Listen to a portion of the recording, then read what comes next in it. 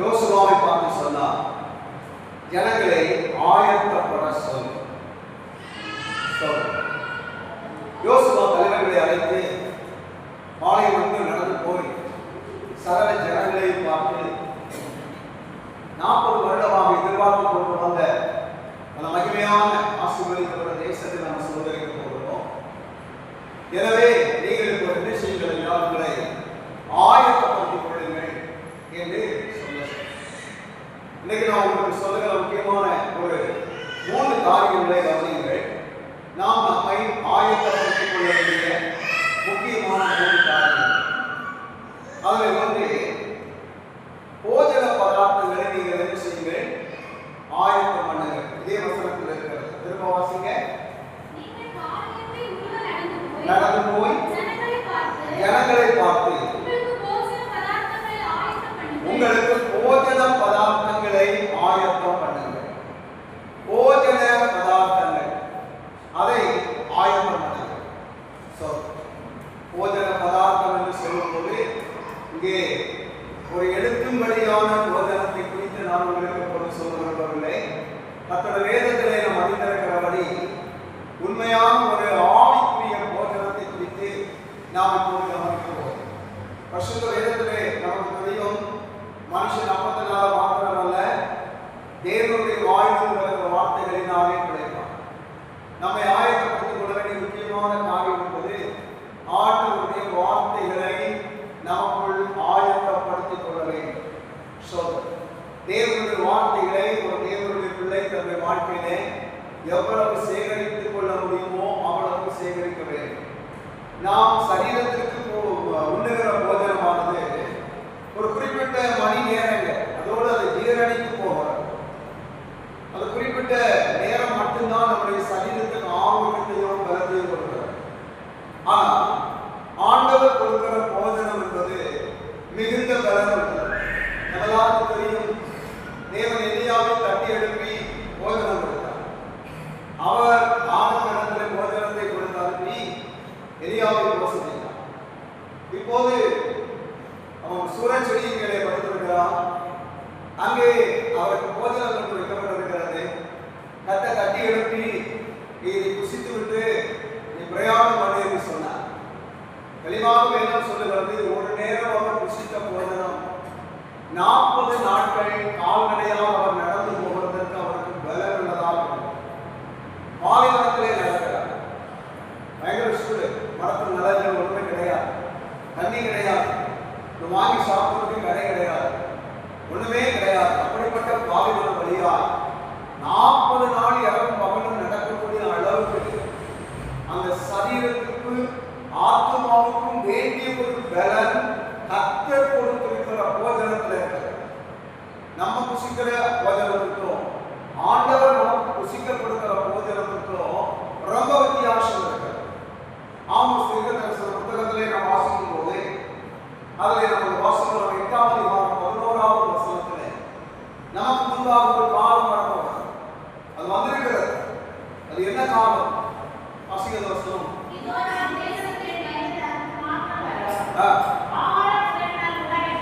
ஆகார குறைவினால் உண்டாகிற பஞ்சம் அல்ல,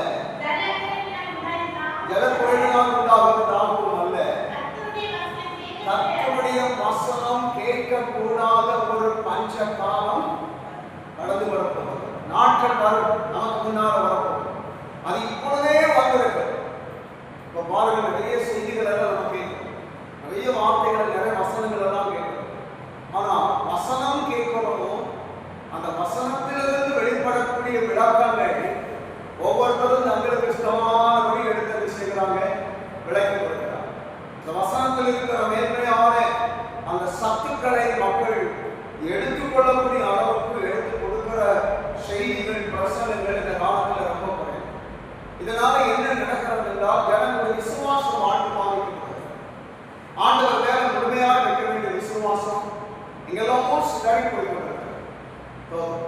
ஆண்குறி வாழ்க்கையில வளர்ச்சி என்பது குண்டி போயிருக்கிறது. ஆண்குறி வாழ்க்கையில நிலைநிறுத்தம் என்பது குண்டி போயிருக்கிறது.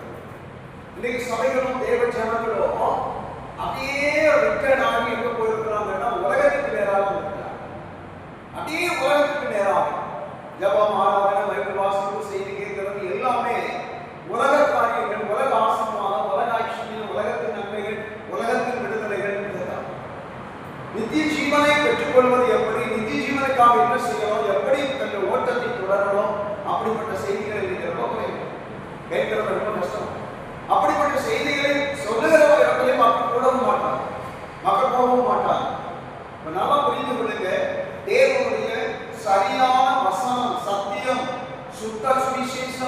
கேட்கப்படா கூடாத ஒரு பஞ்சகாலம் வந்திருக்கிறது.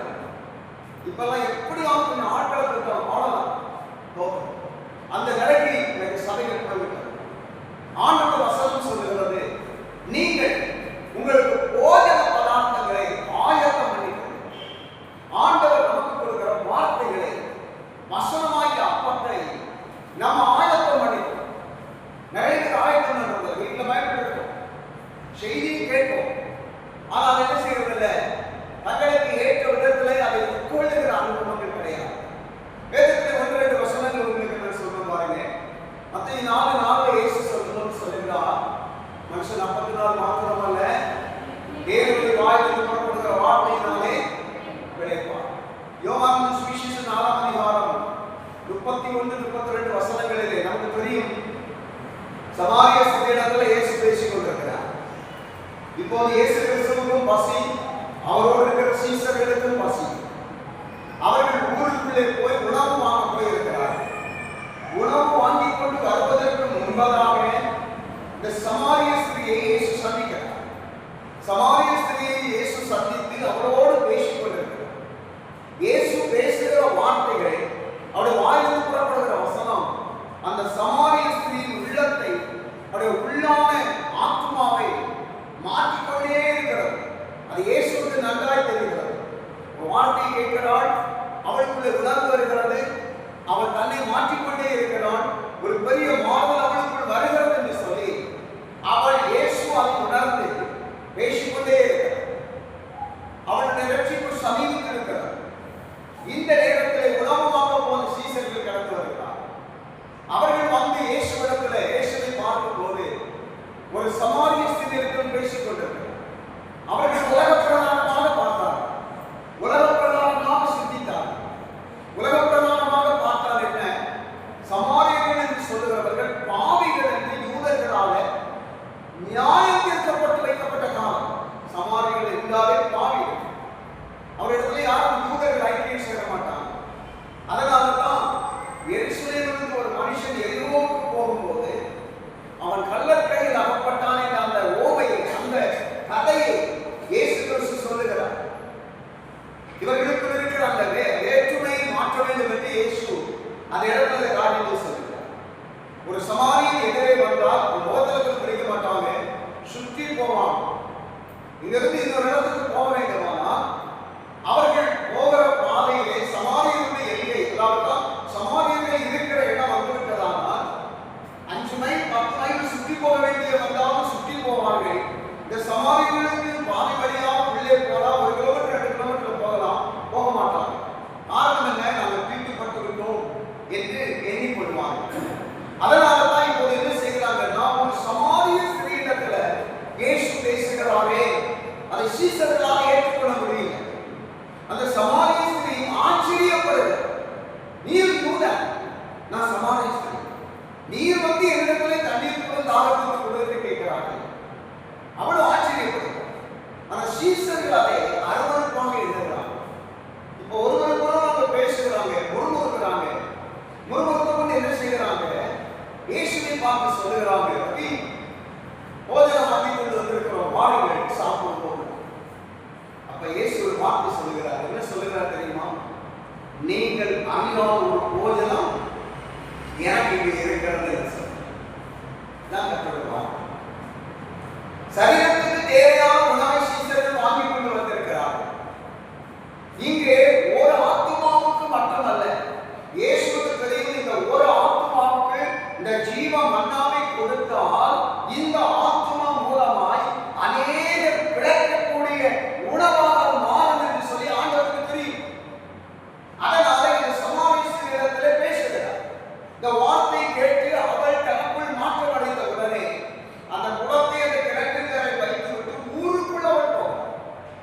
ஊருக்குள் போய் ஊராரை துரட்டி கொண்டு அவள் வருகிறார். இப்ப பாருங்க, இயேசு கிறிஸ்து சொன்ன அந்த வார்த்தை ஒரு நபரை மாற்றினது மட்டுமல்ல, ஒரு பெரிய சமாரியாவில் இருக்கிற மக்களையே இயேசுவுக்கு கொண்டு வரக்கூடிய அளவுக்கு அது வல்லமை உள்ள சக்தி வாய்ந்த ஒரு போஜனமாக. இதைத்தான் இயேசு சீசர்களுக்கு சொல்லுகிறார், நீங்கள் அறியாத ஒரு போஜனம் இங்கே இருக்கிறது. அவர்கள் மறுபடியும் அந்த மனுஷியமான உலக என்ன பேசுகிறாங்க? நம்ம போய் உணவு வாங்கி கொண்டு வருவதற்கு முன்பதாக யாரோ அவருக்கு உணவு கொண்டு கொடுத்திருக்கிறார்கள். ஒருவேளை இந்த சமாளிய சொல்லிதான் கொண்டு கொடுத்திருப்பானோ என்று எண்ணினார்கள் கிடையாது. அவர்கள் அப்படியே சிந்திக்கிறார்கள். இப்போ இந்த ஸ்திரியானவள் போய் சொல்லி கடந்து வந்திருக்கிற சமாளிய மக்கள் இயேசுவோடு பேசுகிறார்கள். அவர்களோடு இயேசு பேசுகிறார். அவர்களோடு இயேசு பேசும் போது அந்த வார்த்தையானது அந்த ஜனங்களை சந்திக்கிறது. அந்த ஜனங்களுடைய உள்ளத்தை மாற்றுகிறது, இருதயத்தை மாற்றுகிறது, ஒரு தெய்வீக தொடுதல் உண்டாகிறது. இப்போ அந்த ஜனங்கள் சொல்லும்போது சொல்லுகிறார்கள், நீ சொன்னதினால் அல்ல, நாங்களே வந்து அவர்களிடத்திலே பேசி அவருடைய சத்தத்தை கேட்டதினாலே நாங்கள் விசுவாசிக்கிறோம். ஆசீர்வதிக்கப்பட்டோம். அப்ப பாத்தீங்களா, போஜனம் என்பது என்ன? சரீரத்திற்கு இன்னைக்கு ஆண்டவர் நமக்கு கொடுத்திருக்கிற பிராணிக்கு தக்கதாக நமக்கும் நம்ம பிள்ளைகளுக்கும் நம்ம குடும்பத்திற்கும் முடிந்த அளவு நல்ல உணவுகளை கொடுத்து நமக்கு சரீரத்தை பாதுகாக்கிறதுல நாம் அறிந்திருக்கிறோம். எல்லாரும் விரும்புகிறோம், எல்லாரும் அதை முடிந்த அளவு செய்கிறோம். நல்ல ஒரு குறிப்பிட்ட நேரங்களோடு அதன் பலனும் அந்த உணவும் அப்படி ஜீரணித்து போய்விடும். ஆனால் தேவன் கொடுக்கிற உணவு என்று சொல்லுகிற இந்த தேவனுடைய மன்னா அது ஒருபோதும் ஜீரணித்து போவதில்லை. தலைமுறை தலைமுறை தலைமுறையாக அது சக்தி வாய்ந்ததாக மாறும். புறாமை சம்பந்தமா? எனவே நம்ம சேகரிக்க வேண்டிய உணவு என்பது ஒரு கடைசி காலம் இருக்கிறது. சுத்தமான வசனம், தெளிவுள்ள போதனைகள், தெளிவுள்ள உபதேசங்கள் கேட்கக்கூடாத ஒரு காலம் வரப்போகிறது. என தீமோத்தேயு பவுல் சொல்வது அழகா சொல்லுகிறார். தங்கள் இச்சைகளுக்கு ஏற்ற போதனைகளை மக்கள் தெரிந்து கொள்வார், தங்கள் விருப்பங்களுக்கு ஏற்ற போதனைகளை தெரிந்து கொள்வார். ஆனால் நீ என்ன செய்? கண்டனம் பண்ணி புத்தி சொல்லுங்க. நீ வசனத்தை மாற்றார், நீ வசனங்களுடைய அர்த்தத்தை மாற்றார். கேட்கிறவர்கள் கேட்கட்டும், கேட்காதவங்க கேட்காம போகும். நீ உன்னை மாற்றிக்கொள்ளாத, நீ சரியாய் போதிய இன்னைக்கு அப்படிப்பட்ட சுத்த சத்தியங்களை வேதத்திலிருந்து கற்றுக்கொண்டு நம்முடைய வாழ்க்கையை நாம் சேகரித்துக் கொள்ள வேண்டும். பரிசுத்த வேதத்தில் பாருங்க, எசேக்கியேல் 3வது அதிகாரம் 3வது வசனத்தில் வாசிக்கும் போது ஆண்டவர் எசேக்கியேலுக்கு புசிக்கப்படுகிறார். பாருங்க, வாசிங்க. எசேக்கியேல் 3:3. மனமுக்கிறதே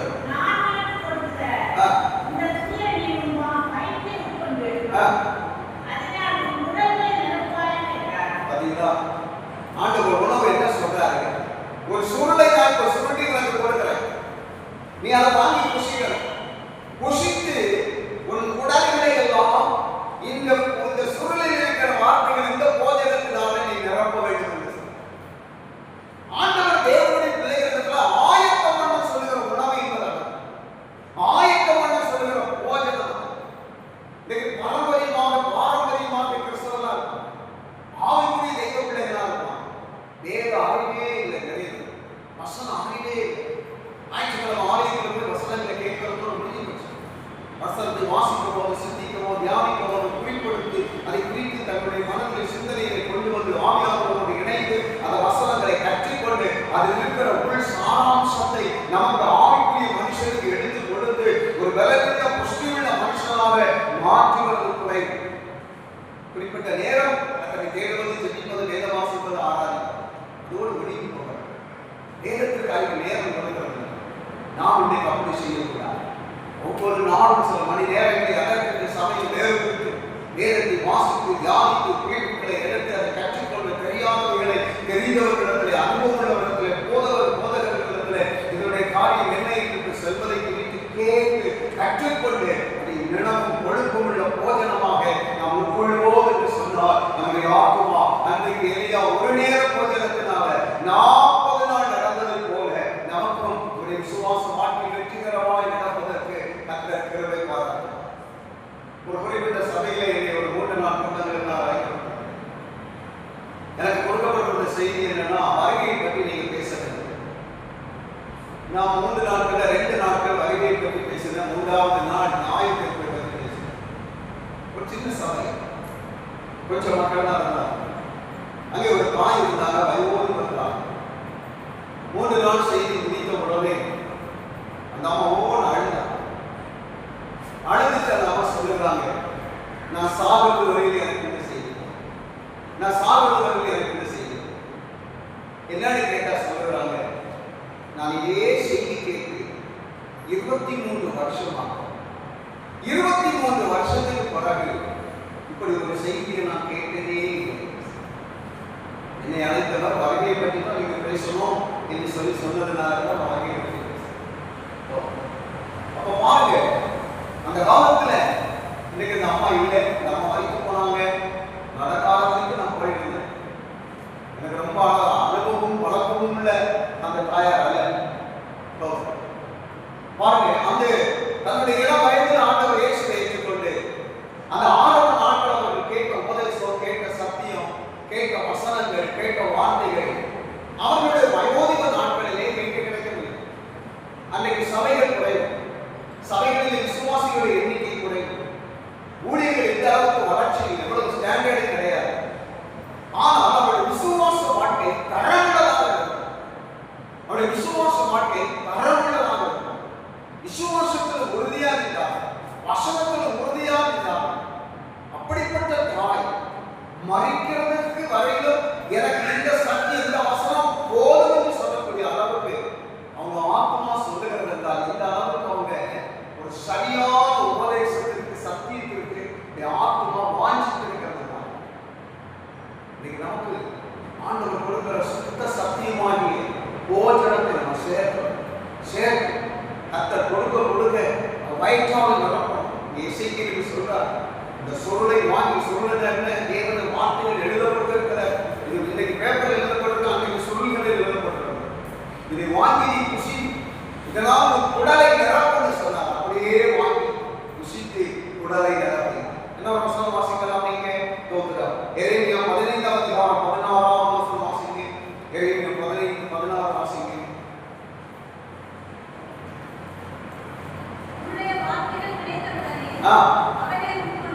அவர்களை உட்கொண்டே உம்முடைய வார்த்தையில் எனக்கு சந்தோஷமும் என் இருதயத்திற்கு மகிழ்ச்சியுமாயிருக்கும். இசைக்கேல் சொல்லும்போது சொல்லுகிறார், அவருடைய வார்த்தை எனக்கு தேனை போல் இருந்தது சொல்றார். தேனை போல் இருந்தது சொல்றார். இங்கு எரேமியா சொல்லுகிறார், தேவனுடைய வார்த்தையை நான் உட்கொண்டே அது எனக்குள்ளே போன பிறகு எனக்குள்ளே மகிழ்ச்சியும் சந்தோஷத்தையும் கொண்டு வரும். ஆண்டவருடைய வார்த்தைகளை கேட்கும் போது இந்த வார்த்தைகள் ஒரு வருடத்தில் பிரிய செய்கிற நேரம் அவர்கள் சிலர் ஸ்தோத்திரம் சொல்லுவாங்க, சிலர் அல்லேலூயா சொல்லுவாங்க, சிலர் சரீரத்திலே அசைவை காண்பிப்பாங்க. உன்னிப்பா கவனமா கேட்கணும். இன்னைக்கெல்லாம் நீங்க செய்திகளை பாருங்க, ஒரு மாசம் ஆயுத ஒரு வார்த்தை விழுறதுனால ஊழப்படுறது போல மக்கள் கையை கட்டுறாங்க. ஆமை ஆமை ஆமை ஆமை சொல்றாங்க. ஏன் சொல்றாங்க அவங்களுக்கு தெரியும். ஏன் சொல்றாங்கன்னு அவங்களுக்கு தெரியுமா? ஒரு வார்த்தை ஒரு தேவ பிள்ளைக்கு கிடைத்தால் அது உள்ளே போய் உள்ளே ஏற்படுகிற மாற்றத்தினால தான் அது வெளியே செய்யும். ஒரு சத்தம் வந்தாலும் சரி, ஒரு ஆமை சொன்னாலும் சரி, ஒரு அல்லேலூயா சொன்னாலும் சரி, உள்ளத்தில் போய் உள்ளத்தில் இருக்கிற அந்த மகிழ்ச்சியும் சந்தோஷத்தையும் நான் வெளிப்படுத்தும். சிலர் அவருடைய வார்த்தை கேட்கும் போது கண்களிலிருந்து தாரதாரையாய் கண்ணீர் வரும். காரணம் என்ன? என்னை குறித்து, என் காரியத்தை குறித்து இவ்வளவு தெளிவாய் ஆண்டவர் பேசிக் கொண்டிருக்கிறார்கள். கேள்வியோடு வந்திருப்பாங்க, எதிர்பார்ப்போடு வந்திருப்பாங்க, உடைந்து வந்திருப்பாங்க, நொறுங்கி வந்திருப்பாங்க. ஆண்டவர் தெளிவாக பேசுகிற நேரம் அந்த ஆத்மாவோட உள்ளம் அப்படியே ஆச்சரியப்படும், வியந்து போகும். அவர்கள் தேவன் எங்கே எவ்வளவு அனுபவித்திருக்கிறார்கள் உணரும் போது அவர்களுக்குள்ளிருந்து வருகிற ஆத்மீக சந்தோஷத்துல ஆனந்த கண்ணீர். நமக்கு தெரியும் சார், இஸ்ராயேல் புத்தகத்துல செருபாபேல் வந்து கர்த்தருடைய ஆலயத்திற்கு அஸ்திவாரம் போடும்போது 2 விதமான சத்தம் எழுப்புகிறது என்று பார்க்கிறோம். ஒரு சத்தம் ஆர்ப்பரிக்கிற சத்தம், ஆரவாரப்படுகிற சத்தம். இன்னொரு சத்தம் அழுகையின் சத்தம். அழுதது யார் தெரியுமா? முன்னாடி இருந்த ஆலயத்தை கண்டு அந்த ஆலயத்திலே போய் துதித்து பாடி மகிமைப்படுத்தி தேவனை ஆராதித்த மக்கள். இப்ப அவர்களுக்குள்ள ஒரு பெரிய வேதனை இருக்கிறது. என்ன வேதனை? எவ்வளவு மகிமையாய் இருந்த ஆலயம் இழந்து விட்டோமே, இப்ப ஆலயம் இல்லையே, இந்த இடம் மண்ணிடாய் கிடக்கிறதே.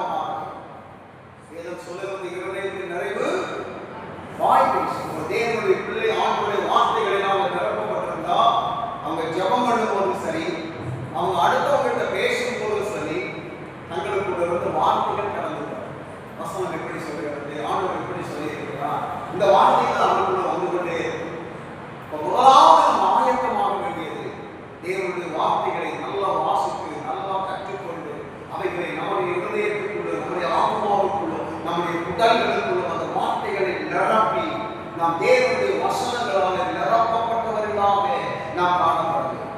அந்த அளவுக்கு ஆண்டவருடைய வார்த்தைகள் நம் ஆயத்தம் ஒவ்வொரு காரியம் சில சபையில ஒரு வசனத்தை வாசிப்போம். சில நேரம் வசனம் நாங்களே பேசுவோம்னா அந்த வசனத்துல இருக்கிறத மறந்துடும். இப்படி ஒரு வசனம் உண்டு வேதத்துல என்று சொல்லும் போதே அங்க இருக்கிற ஒரு விசுவாசம் படங்கள் வாசிப்பாங்க. இவ்வளவு சந்தோஷமா இருக்கு தெரியுமா? ஏன்னா அவங்களுக்கு வேதத்துக்கு மேல அந்த அளவுக்கு என்ன இருக்கு, பற்றுதல் இருக்குது. அந்த காலத்துல இருக்கிற அந்த பழைய ஆரம்ப காலத்தில் இருக்கிற விசுவாசிகளை குறித்து கேட்டு பாருங்க. வேதத்தை எத்தனை தடவை வாசித்திருப்பாங்கன்னு கேட்டு பாருங்க. ஒரு வருஷத்துல ஒரு தடவை, 2 தடவை, 3 தடவை, 4 தடவை வேதத்தை வாசித்து வாசித்து வாசித்து வாசித்து முடித்திருப்பாங்க. இந்த காலத்து விசுவாசிகள் ஒரு தடவை வாசித்து முடிக்கிறதே ரொம்ப கடினம். ரொம்ப கடினம். சில கிறிஸ்தவர்கள் கேட்பாங்க, ஒரு தம்பி கேட்டார், அது மாஸ்டர் பைபிள்ல யாரும் வாசித்து முடிச்சிட முடியாது. நான் கேட்கிறேன், கிறிஸ்தவன் ஒரு புத்தகத்தை வாசிக்க முடியுது. ஸ்கூல்ல எவ்வளவு புத்தகம் கொடுக்குறாங்க, எல்லாமே சின்ன வயசுல இருந்து ஸ்கூல்ல படிச்சு முடிக்கிறேன் இல்லையா? அவங்களோட வேத புத்தகத்தை வாசித்து முடிச்சுக்கிறாங்க. யார் வந்து சொல்லி கொடுக்குறாங்க? அதுக்கப்புறம் அப்படி ராமகுடி சொன்னதில்லை, சபைக்கு போறாங்க. 3 தடவை 4 தடவை வேதத்தை வாசிக்கிறாங்க. ஒவ்வொரு வருஷத்துலையும் குறிப்பிட்ட அதிகாரம் அதுக்குன்னே டைம் எடுக்கிறாங்க, அதுக்குன்னே நேரத்தை ஒதுக்குறாங்க. அதாவது நாம் இந்த வாழ்க்கையில நம்மை மாற்றிக்கொண்டு அந்த கடைசி காலத்துல வசனமே கேட்கக்கூடாத தோற்றம் பஞ்சம் இருக்கிறோம். நம்ம எல்லாம் ஒரு நாள் இயேசு அழைத்து பரலோகத்துக்கு போகும்போது அந்த நித்திய வாழ்வுக்கு தேவனவை அந்த நித்திய விவாகத்துக்கு அழைக்கப்படுகிற நேரம் நம்ம எல்லாம் போகும்போது வேதம் என்ன சொல்லுகிறது? சாட்சியின் வசனத்தினாலும் ஆட்டுக்குட்டி ரத்தத்தினாலும் சாத்தானை ஜெயித்தார். பைபிள் தூக்கி நம்ம போக முடியாது, வேதத்தை எடுத்துக்கிட்டு போக முடியாது. சாத்தானுடைய ஆவிகளும் வானத்திலே ஸ்தாபிக்கப்பட்டிருக்கிறார். நம்ம எல்லாம் வகையில் எடுத்துக்கொள்ளப்படுறோம். முழு ஆவிகளோடு முழு பலத்தோடு நம் சபைக்கு நாம் யுத்தம் பண்ணுவோம். அப்படி யுத்தம் பண்ணும்போது அவனை வெட்டி வீழ்த்தி கீழே கண்டுகிற பட்டயம் என்பது நமக்குள்ளே கிடக்கிற வசனங்கள். எந்த உணவு நமக்குள்ள இருக்கிறதோ, எதுக்காக பட்டயமாக நம்ம உள்ள சேர்த்து வச்சிருக்கிறோமோ, இந்த வசனத்தை எடுத்து சொல்லுகிற நேரத்திலேயே விசுவாச வல்லமைகள் தோற்கடிக்கப்பட்டவர் வெட்டி கீழே விடுவான். ஆண்டவர் படைத்த எவ்வளவு காரியம் இருக்கிறது, எவ்வளவு காரியம் இருக்கிறது, பலமுள்ள வல்லமையுள்ள சக்தியுள்ள எத்தனை காரியம் இருக்கிறது. இந்த வசனத்தில் இருக்கிற வல்லமை எதிலையுமே கிடையாது. ஒரு வசனத்தில் இருக்கிற வல்லமை போல எதிலையுமே வல்லமை கிடையாது. காரணம் என்ன? இந்த வசனம் என்பது ஆண்டவர் ஆதியிலே இருந்த வார்த்தை, அது தேவனாக இருந்த வார்த்தை. அதைத்தான் நமக்கு ஆண்டவர் கொடுக்கிறார். தேவனாய் இருக்கிற கர்த்தருடைய வார்த்தையாக இருக்கிற இந்த வசனங்களை எந்த அளவுக்கு நம்ம சேர்த்து கொள்கிறோமோ அந்த அளவுக்கு எளியாக போல நம்முடைய விசுவாச வாழ்வில் ஆவிக்குரிய வாழ்க்கையில எந்த போராட்டங்கள், எந்த சோதனைகள், எந்த பாதைகள் அனுபவங்கள் வந்தாலும் நாம் வெற்றிகரமாக முன்னே செல்ல முடியும். எனவே நம்முடைய வாழ்க்கையில முதலாவது சேர்க்கப்பட வேண்டிய காரியங்கள் சொல்வது கர்த்தருடைய வார்த்தை, கர்த்தருடைய வசனம். இரண்டாவது நாம் ஆயத்தமாக வேண்டியது, காரியம் என்று சொன்னால் வாசிக்கலாம். மத்தேயு எழுதின சுவிசேஷம் 3ஆம் அதிகாரம் 1ஆம் வசனம், மல்கியா 3:1, மத்தேயு 3:3. கர்த்தருக்கு வழியை ஆயத்தம் பண்ணுங்கள், அவருக்கு பாதைகளை செவ்வை பண்ணுங்கள் என்று வனாந்தரத்திலே கூப்பிடுகிறவருடைய சத்தம் உண்டென்று ஏசாயா தீர்க்கதரிசியினால் சொல்லப்பட்டவர் இவனே. வேதத்திலே ஒரு சில இடங்களில் புதிய ஏற்பாட்டில் இயேசு கிறிஸ்துவுக்கு முன்னாலே வந்த யோவான் ஸ்நானனை குறித்து வனாந்தரத்திலே கூப்பிடுகிறவருடைய சத்தம் என்று பழைய ஏற்பாட்டில் தீர்க்கதரிசிகளாக கர்த்தர் முன் அறிவித்திருக்கிறார். இயேசு இந்த உலகத்தில் ஒரு மனிதனாக கடந்து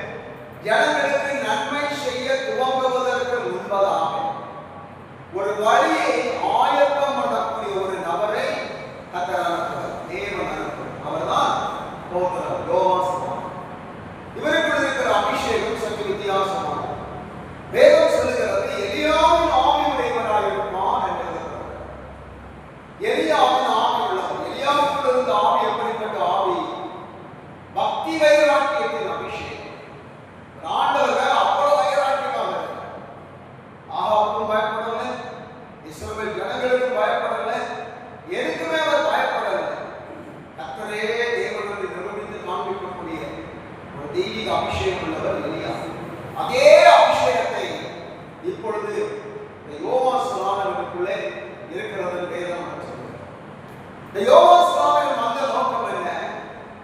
வழி ஆயத்தம்.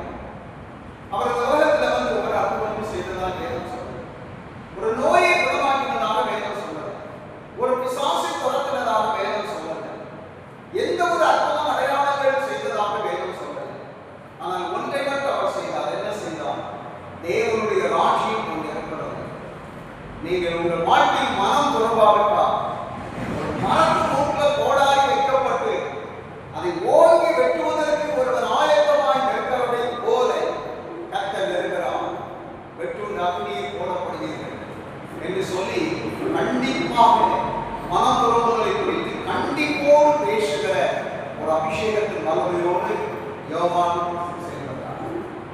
அவர் தன்னிடத்தில் வந்த மக்கள் இந்த வார்த்தையை கேட்டு ஜனங்கள் ஒப்புக் கொடுத்தார்கள், மனம் துறந்தார்கள், பாவங்களை அறிக்கையிட்டு ஞானஸ்நானம் பெற்றுக்கொண்டு தேவ ராஜ்யம் வேண்டும் என்று சொல்லி தங்களை திருப்பிக் கொண்டார்கள். இந்த ஜனங்கள் தங்களோடு இருக்கிற ஜனங்களை பார்த்து அவர் சொல்லுவது ஒரு வார்த்தை சொல்லுகிறார், நான் ஒளி அல்ல, நான் தேவன் அல்ல, எனக்கு பின்னாலே ஒருவர் வரப்போகிறார், அவருடைய பாதரட்சையின் வாதை அமுக்கிறதுக்கு கூட நான் தகுதி உள்ளவன் கிடையாது. இப்ப யோவான் சுவாமிகளுக்கு நல்லா தெரியும், எனக்கு பின்னால் ஒருவர் வரப்போகிறார், அவருக்கு எந்த தடைகளும் இல்லாமல் அவர் ஊழியம் செய்வதற்கு ஏற்ற ஒரு வழியை ஆயத்தம் பண்ணுவதற்கு என்னை தேவன் அனுப்பினார் என்று சொல்லி யோவான் சுவாமிகளுக்கு நன்றாக தெரியும். அதனாலே தான் அவரை குறித்து சொல்லப்பட்டிருக்கிறது, வனாந்தரத்தின் வழியை ஆயத்தம் பண்ணுங்கள் என்று கூப்பிடுகிறவர்களுடைய நீங்கள் நான் இன்னைக்கு ஆயத்தம் பண்ண வேண்டிய இரண்டாவது காரியம் என்ன தெரியுமா? வழிகளை ஆயத்தம். வழிகளை ஆயத்தம். இந்த இயேசு கிறிஸ்துவுக்கும் யோவான் சுவாமிகளுக்கும் ரொம்ப தூரம் கிடையாது, ரொம்ப வயசு வித்தியாசம் கிடையாது, 6 மாசம் வித்தியாசம் தான். 6 மாசம் வித்தியாசம். ஏன்னா மரியாளுக்கு முதல் வெளிப்பட்டு சொல்லும்போது உன் சொந்தக்காரியா இருக்கிற எலிசபெத் போது கர்ப்பிணியா இருக்கிறா, 6 மாசமா இருக்கிறான்னு சொன்னார். அப்ப யோவான் சுவாமிகளுக்கும் இயேசு கிறிஸ்துவுக்கும் 6 மாசம் வித்தியாசம் தான் இருக்கிறது. இந்த 6 மாசம் வித்தியாசம் உள்ள யோவான் சுவாமிகள் இயேசு கிறிஸ்து பிறந்து வளர்ந்து 30 வயது வரையிலும் தன் ஊழியத்தை துவங்கவில்லை. ஏனென்றால் யூதருடைய முறைமையின்படி தேவன் கொடுத்த பிரமாணத்தின்படி ஒரு ஆசாரியன் 30 வயதிலிருந்து 60 வயது வரை அவன் ஊழியம் செய்யும். அவன் 60 வயதுக்கு பிறகு ரிட்டையர்ட், 30 வயது தான் தொடங்கும். அப்ப 30 to 60 30 ஆண்டுகள் தான் ஊழியம். எனவே இயேசு தாமதமா இருக்கிறார், ஆண்டவர் கொடுத்த பிரமாணத்தின்படி 30 வயது வரை பொறுமையா இருக்கிறார், 30 வயதிலே தன்னுடைய ஊழியத்தை துவங்குகிறார். இயேசுவின் ஊழியத்திற்கும் யோவான் சுவாமிகள் ஊழியத்திற்கும் ரொம்ப வித்தியாசம். யோவான் சுவாமிகள் தனக்கு பின்னாலே வருகிற இயேசுவை குறித்து தான் முன்னெச்சரிப்பு சொல்லுகிறார். மனம் திரும்புங்க, வழிகளை சபைப்படுத்துங்க, விட வேண்டியதை விடுங்க, வெறுக்க வேண்டியதை வெறுத்து தள்ளுங்க, நீங்கள் கை கொள்ள வேண்டியதை கை கொள்ளுங்க. எனக்கு பின்னால் ஒருவர் வருகிறார், அவர் உங்களுக்கு நித்திய வாழ்வை கொடுக்கிறார், பரலோகத்தை கொடுக்கிறார் என்று சொல்றார். இப்ப இயேசுவின் ஊழியம் எப்படிப்பட்டது? இயேசு தான் அனுப்பப்பட்ட நோக்கம் நிறைவேற்றுகிறார். ஆனால் தேவனுடைய ராஜ்யத்தை குறித்து அவர் பேசுகிறார். அதோடு நிற்கவில்லை, வேதம் சொல்லுகிறது நன்மை செய்கிறவராய் சுற்றிட்டு. இப்ப நல்ல கவனிங்க, இயேசு யோவான் சுவாமிகளை விட அற்புதங்களை செய்து நோய்களை குணமாக்கி, வியாதிகளை குணமாக்கி, மரித்தவனை எழுப்பி, குருடனை பார்க்க செய்து, செவிடனை கேட்க செய்து, சப்பானியை நடக்க பண்ணி, ஊமையை பேச செய்து, ஜனங்களுக்கு நன்மை செய்வதற்காக ஒருவர் கடந்து வருகிறார். அதற்கு வழியை ஆயத்தம் பண்ணுவதால் யோவான். இந்த காலங்களை ஆண்டவர் அமைப்பாக சொல்லுகிற காரியம் நம்முடைய வாழ்க்கையிலே, நம்முடைய குடும்பத்திலே, நம்ம தலைமுறைகள் வாழ்க்கையிலே ஆண்டவர் இன்றைக்கும் நன்மை செய்கிறவராக காத்திருக்கிறார். அற்புதங்களை செய்ய காத்திருக்கிறார், ஆசீர்வதிக்க காத்திருக்கிறார், விடுதலை பெற காத்திருக்கிறார், நம்முடைய வாழ்க்கையில் ஏராளமான காரியங்களை செய்ய காத்திருக்கிறார். அதற்காகவே இயேசு வந்திருக்கிறார். அவர் வந்து நமக்குள் கிரியை நடப்பிப்பதற்கு தடைகள் ஒன்று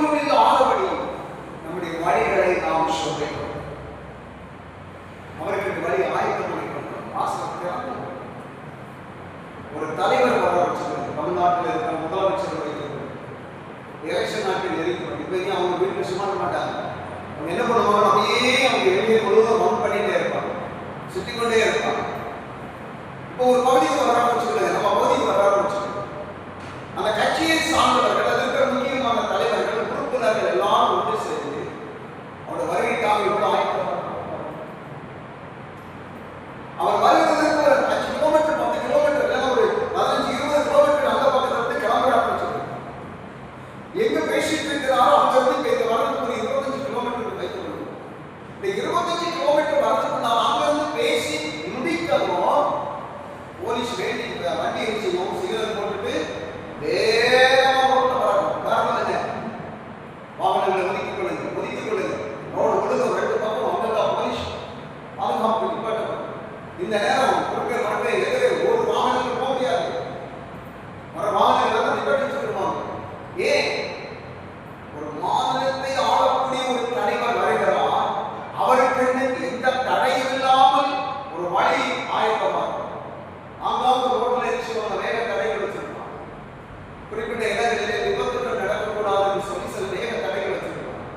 இந்த தலைவர்கள் வரும்போது அந்த நாட்களில் வேக விலைகளை மாற்றி விடுவாங்க. யோசிச்சு பாருங்க, ஒரு மனுஷன் அமைப்போட ஒரு மனுஷன் ஒரு உயர்ந்த ஒரு பொசிஷன்ல வரும்போது அவருடைய ஸ்தானத்தில் அவர் இருக்கிறது வரைக்கும் அவர் கடந்து இருக்கிற நேரங்களிலே அவர் போகிறப்ப ரூட்டு கொடுப்பாங்க. அவங்க எங்கிருந்து கிளம்பி எங்க போய் எப்படி போய் எந்த ரூட்டு போகிறோம் கரெக்டா ரூட்டு கொண்டு கொடுப்பாங்க. அந்த ரூட்ல தான் போலீஸ்காரங்க கரெக்டா அனுப்பிச்சுவாங்க. ஆட்களை நிறுத்தி பாதுகாப்பை கொடுத்து தடைகளை மாற்றி வழியை வெடிக்கடிக்க இருப்பாங்க. அதுக்கு முன்னாடி போலீஸ் வண்டி போகும், போலீஸ் வண்டி போகும், அதுக்கு பின்னாடி அனௌன்ஸ்மெண்ட் பண்றவங்க போயிட்டு இருப்பாங்க. அப்படியே ஒரு சில வண்டிகள் போய் போய் போய் போய் 25 கிலோமீட்டருக்கு அங்கிருந்து அவர் புறப்படுறதுக்கு முன்னாலே வழிகளை கரெக்டா இருக்கும். ஒரு ஈச்சை கூட அங்கேயும் ஓட முடியாது, அந்த அளவுக்கு வழிகள் ரெடி பண்ணிச்சு. அப்படியான சர்வ வல்லமையுள்ளது, நமக்கு நன்மை செய்கிறவர், அற்புதங்களை செய்கிறவர், அதிசயங்களை செய்கிறவர், விடுதலையாக்குகிறவர், கண்ணீரை துடைக்கிறவர், கவலைகளை போக்குறவர், வாழ்க்கையில கட்டுகளை உடைக்கிறவர், நம்மை நம் குடும்பங்களை மேம்படுத்துகிறவர், நித்திய வாழ்வை தருகிறவர். அவர் நம்முடைய வாழ்க்கையில் வந்து சிலதை செய்வதற்காக வழி நம்ம ஆயத்தம். எவ்வளவு அருமையாக ஒரு வழி ஆயத்தம் நம்ம யோசிப்பாங்க. இன்னைக்கு நம்ம வழிகளை ஆயத்தம் பண்ணுகிறவர்களாக பரிசுத்த வேதத்தில் நம்ம வாசிக்கும் போது 2:4 புத்தகம் 17ஆம் அதிகாரம் 4ஆம் வசனத்தை வாசிக்கிறோம். 2:4 புத்தகம் 17ஆம் அதிகாரம் 4ஆம் வசனம்.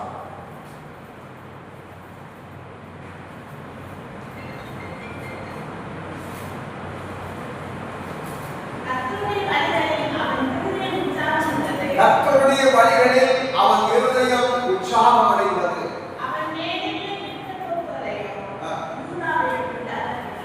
நல்ல கவனி, இந்த வார்த்தை யாரை குறித்து சொல்லப்பட்டிருக்கிறது? யோசபாத் ராஜாவை குறித்து சொல்லப்பட்டிருக்கிறது. அவன் கர்த்தருடைய வழிகளில் உற்சாகம் கொண்டிருந்தான்.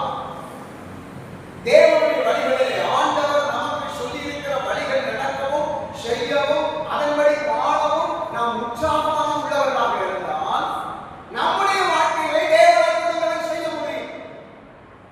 வேதத்துல வாசிக்கிறோம், எத்தனை ராஜாக்களை பார்க்கிறோம்.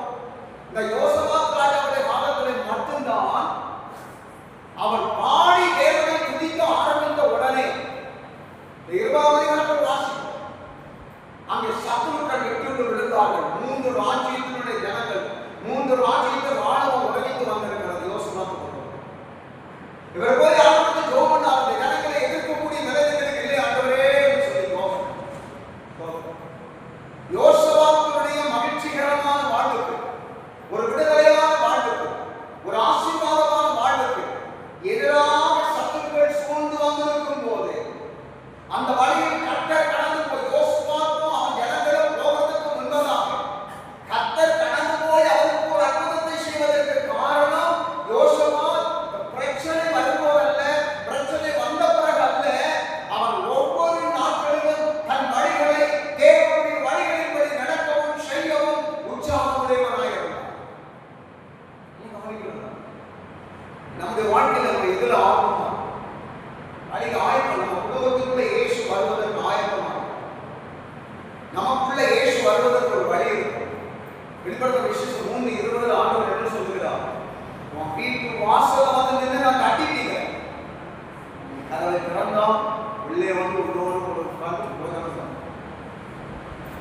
அப்படித்தான் நிறைய பேருடைய உள்ளத்தில் ஆண்டவர் எவ்வளவோ கட்டளைகள் தருகிறார். அடைக்கப்பட்டு மாசம் கடக்கப்பட்டது. அதனால தான் அற்புதங்கள் நடக்க முடியல, அதிசயம் நடக்க முடியும். தேவன் இன்றைக்கு வல்லமை உள்ளவராக, கர்த்தர் பராமரிப்பு உள்ளவராக. மோசேக்கு ஆண்டவர் சொல்லும்போது, காளைகளை நான் கொடுப்பேன்னு சொல்லும்போது, இறைச்சியை கொடுப்பேன்னு சொல்லும்போது நம்ப முடியல. அந்த அளவுக்கு மோசே கிடைக்கிறது. அப்போ மோசே இடத்துல ஆண்டவர் கேட்கிறார், கர்த்தருடைய கை குறியிருக்கிறார். ஆண்டவருடைய கை குறியிருக்கிறார். பாரம் சொல்லும்போது எல்லா கர்த்தரும் செய்யும். யார் நம்முடைய வழிகளை சொற்கப்படுத்திக் கொண்டு கர்த்தருக்கு பிரியமானபடி வாழவும் நடக்கவும் தேவனுடைய வசனத்தின்படி தங்களை மாற்றிக் கொள்கிறார்களோ அவர்கள் வாழ்க்கையை ஆண்டவர் கட்டாயமாய் அர்ப்பணித்து செய்வார். சபையோ விழிக்காலங்களையோ சொல்லவே கூடாது. நம்ம வாழ்க்கையில் நடக்கலன்னா ஏன் நடக்கலைங்கிறத நம்ம ஆராய்ந்து நம்ம வழிகள் கர்த்தருக்கு பிரியமானது. வேதம் சொல்லுது, ஒருவருடைய வழி கர்த்தருக்கு பிரியமானதாக இருந்தால் அவன் சத்துருக்களும் அவனோடு சமாதானமாக இருப்பான். நமக்கு எதிராக வருகிறவர்களும் வழிந்து நமக்கு அன்பாக அந்த அளவுக்கு மாற்றி அமைக்கிற ஆட்கள் எதிரிகளே. எப்ப நம்முடைய வழிகள் மாறுபடுகிறதோ அப்போது நமக்கு ஆட்டோமேட்டிக்கா எதிரிகள் எழுப்புவான். சாலமோனுடைய வாழ்க்கையில ஆண்டவரை இறங்கி வந்து சாலமோனிடத்தில் பேசுறார். உனக்கு என்ன ஆசீர்வாதம் வேணும் கேளு. அவ்வளவு மேன்மையாக ஆண்டவர் கருதி இருந்த அந்த சாலமோன் வழி விலகும் போது அவர் 2 தடவை எச்சரித்தார். அங்க எச்சரிக்கை சத்தத்துக்கு சென்று விடுத்தான். அவன் வழி விலகினான். வேதம் சொல்லுகிறது, கர்த்தரை 3 எதிரிகளை அவன். அதில் ஒருத்தர் யார் தெரியுமா? ரோபியாம் யாரு? இந்த சாலமோனுக்கு உண்மையும் நேர்மையாய் இருந்தான். உண்மையும் நேர்மையுமாய் இருந்தான். அவனே சாலமோனுக்கு விரோதியா இருந்தான். சாலமோன் அவனை கொல்ல பார்க்கிறான். உடனே ரோபியாம் தப்பி எகிப்துக்கு போகிறான். அவன் எகிப்துக்கு தப்பி ஓடி இந்த சாலமோன் மரித்த பிறகு சொல்வார், வழிகள் சொல்ல இல்லைன்னா அவனுக்கு பிரச்சனைகள் வந்து விட்டார். ஒரு தேவனுடைய பிள்ளைகள் வாழ்க்கையில நாம் தேவனுக்கு பிரியமான என்னுடைய வழிகளை செவ்வாய்ப்படுத்தி கர்த்தர் எந்த நேரம் நான் கூப்பிட்டாலும் என் வாழ்க்கை வந்து உடனே அவர் அற்புதம் செய்யணும் என்கிற நிலையிலே நம்ம அவருக்கு ஒரு தடையும் இல்லாமல் இந்த வாழ்க்கையோ செயலோ சிந்தனையோ நடத்தையோ பேச்சுக்களோ செயல்களோ எதுவுமே ஆண்டவர் நமக்குள் கடந்து வந்து சுயாதீனமாய் செயல்பட விடாதவருக்கு தடையாக இருக்கக்கூடாது. அந்த தடை என்ன என்பதை நம்ம கண்டுபிடிக்கணும். இந்த தடையை மாற்றணும். அதான் மருத்துவர் இவ்வளவு வைராக்கியமா யோவான் பேசுறார். யோவானை குறித்து வசனம் சொல்லுகிறது, எரிந்து பிரகாசிக்கிற விளக்காக. யோவான் 5:35 சொல்லுகிறார். நமக்குள்ள இருக்கிற தெய்வீக அபிஷேகத்தின் வல்லமையினால நம்முடைய ஆவிக்குரிய வாழ்க்கையில தேவன் நம்மை நடத்தவும் அற்புதங்களை செய்யவும் தேவ திட்டம் நம்முடைய வாழ்க்கையில் நிறைவேறுவதற்கும் என்ன தடையா இருக்கிறதோ அதை கண்டுபிடித்து நம்மை மாற்றிக்கொண்டு நம் வழிகளை செவ்வாய்ப்படுத்தும் போது கர்த்தருடைய வாழ்க்கையில அவ்வப்போது செய்ய வேண்டியதை நேர்த்தியாக ஆண்டவர் செய்வார்.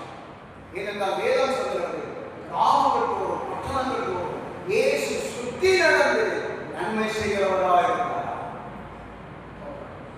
இந்த இடத்துல மனதால் நிற்கிறோம், அந்த இடத்துல வந்து நமக்கு நன்மை செய்ய வழிவழியாக சுயம் மனுஷியம் மாம்சீகம் ஜென்மங்கள் உலக ஆசைகள் எல்லாத்தையும் உடச்சு கூறப்பட்டுட்டு வசனத்தின்படி நம்மை மாற்றிக்கொண்டு வழியை சொல்லிருக்கிறோம். மோசமான கர்த்தருடைய வழிகளில் உற்சாகம் கொண்டிருந்தா அதனால என்ன நடந்தது பாருங்க. கர்த்தர் உங்களுக்கு சகாயம் பண்ணினார். 1 ராஜாக்கள் 3:14 வசனம் சொல்லுகிறது, நீ என்னுடைய வழிகளில் நடந்தா உன் நாட்களை நீடித்திருக்கப்படும் சொன்னார். சொல்றார், நான் சாமி இறங்கி பேசினேன். பேசிட்டவர்கள் சொல்றார், நீ என்னுடைய வழிகளிலே நடந்தா ஆயுசு நாட்கள் ஆண்டோட வழிகளில் நம்ம செவ்வாய்ப்படுத்துவது எவ்வளவு பெரிய ஆசீர்வாதமாக. 37வது சங்கீதம் 5வது வசனம் சொல்லுகிறது, உன் வழிகளை நீ கர்த்தருக்கு ஒப்புவித்து அவர் மேல நீ நம்பிக்கையாக காரியங்கள் எல்லாம். நம்ம ஒரு வழியை வச்சுட்டு ஆண்டவரே நீ மாறும், என் வழியில் மாறும், நான் எதை செய்யணும், அது நடக்கும், எனக்கு இப்படி நடக்கணும், எனக்கு அப்படி நடக்கணும், இந்த காரியம் இப்படி நடக்கணும், எனக்கு உதவி செய்யுங்க, அப்படி அல்ல நம்ம கேட்கணும். இந்த காரியத்தை வாழ்க்கையில் எல்லாம் நல்லா இருக்கணும், சந்தோஷமா இருக்கணும், மகிழ்ச்சியா இருக்கணும், ஆசீர்வாதமா இருக்கணும், வெற்றிகரமாக உள்ள போகணும். என் வாழ்க்கையில் எது வந்தாலும் அது என் உள்ளத்துல மகிழ்ச்சி சந்தோஷத்தை கொண்டு வரணும். அந்த அளவுக்கு உங்களுடைய ஆசீர்வாதங்களை பெற்றுக்கொள்ள நான் என்ன செய்யணும் ஆண்டவரே இருக்கிற தடைகளே என்று சொல்லி கேட்டு நம்ம அவரிடத்துல திரும்பி போக வேண்டுமே தவிர நம்ம இருக்கிற இடத்துல இருந்து கொண்டு நான் இந்த வழியில் போகணும், நான் அங்க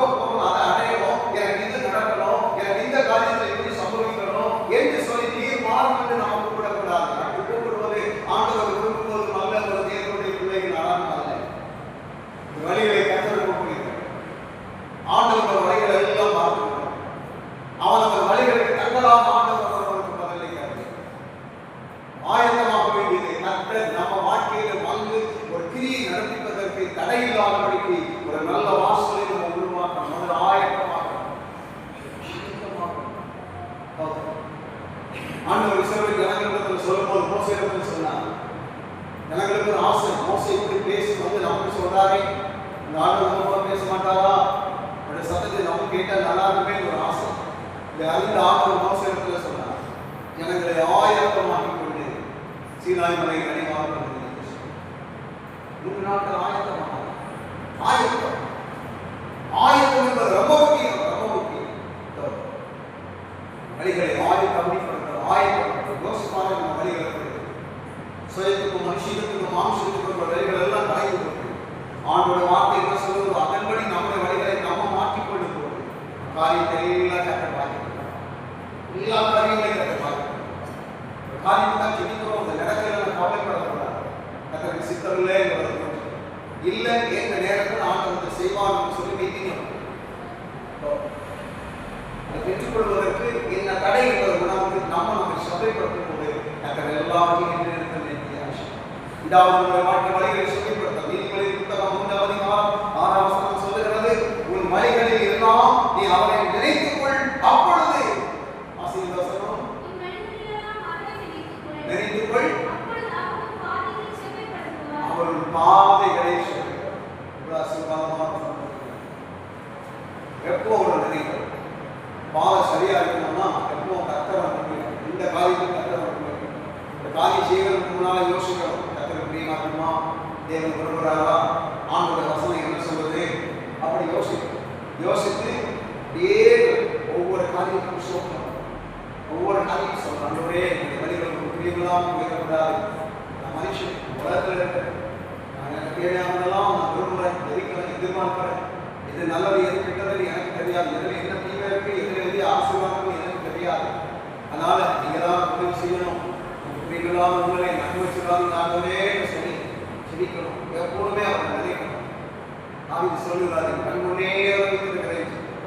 பார்த்தீங்களா, எத்தனை பிரச்சனை நடந்தது வாழ்ந்த மனுஷன், இவ்வளவு சோதனை நடந்தது வாழ்ந்த மனுஷன் சொல்லுகிறார், தேவனுடைய கத்தரை நான் கண்முன்னே வைத்திருக்கிறேன். பணிகளை கத்தருக்கு நேராக இருக்கிறோம், பணிகளை ஆண்டவர்கள் நினைப்போம். பணி கத்தருக்கு பிரியமானதா, மாறுபாடானதா, இந்த தாரமானதா, உலக மனுஷனோட வழியா யோசித்து கரெக்டாக வழியை ஆண்டவர் ஒப்பு கொடுத்தால் கத்த செவ்வையான வழி நடக்கும். நாம் சொல்லும்போது இப்படி தோன்றார், தேவனே நல்ல ஆவியானவர் செவ்வையான வழியை நடத்துவாராக. பதிகளோட வாட்சியை பார்த்தீங்கன்னா உங்களுக்கெல்லாம் வாக்குத்தத்தங்களை கத்த கொடுத்து ஆசீர்வாதங்களை கொடுத்து எத்தனை வருஷம் துன்பம் வேதனை அனுபவிச்சாலும் கடைசி நாட்களில் எவ்வளவு ஆசீர்வாதமாக வாழ்ந்து மறிக்கிறதுக்கு ஒரு வாய்ப்பை கத்த கொடுப்பதற்கு காரணம் என்ன? அவர்கள் எந்த சூழ்நிலைகளும் வழிகள் ஆண்டவருக்கு விரோதமாக பெயரக்கூடாது. இந்த வாட்சை அந்த தான் ஜோமன்கள் ஜோமன்றார் ஆவியானவர் என்னை சுவையான வழியை நடத்தம் வந்தது. இன்னைக்கு நம்மோடு இருந்து போதிக்கு புத்தி சொல்லி நம்மளை வழி நடத்துகிற பரிசுத்த ஆவியான நம்மோடு இருக்கிறார். அந்த ஆவியானவரோடு இணைந்து கொள்ளும் போது எப்பொழுதும் ஆவிக்குரிய காரியங்களை குறித்த சிந்தை, ஆவிக்குரிய வழிகளை குறித்த சிந்தை, வசனத்தை குறித்த ஞாபகம் இதெல்லாம் நம்முடைய வாழ்க்கை வந்து கொண்டிருக்கும் போது இந்த வழிகள் சுவையானதாய் மாறும். வழிகள் இருக்கிற தடைகள் தாரமானங்கள் அந்த கரடு முரண்டுகள் எல்லாம் மாறும். வழிகள் கத்தருக்கு பிரியமானதாய் இருக்கும். ஆண்டவர் நம்முடைய வாழ்க்கையை செய்ய நினைக்கிற காரியம் தடை இல்லாமல். மூன்றாவது நம்முடைய வாழ்க்கையில நம்ம ஆயத்தமாக வேண்டிய காரியம் என்று சொன்னால் தோதரம் தேவன் நமக்கு வைத்திருக்கிற ஆசீர்வாதங்களுக்காக நம்முடைய ஆயத்தம்.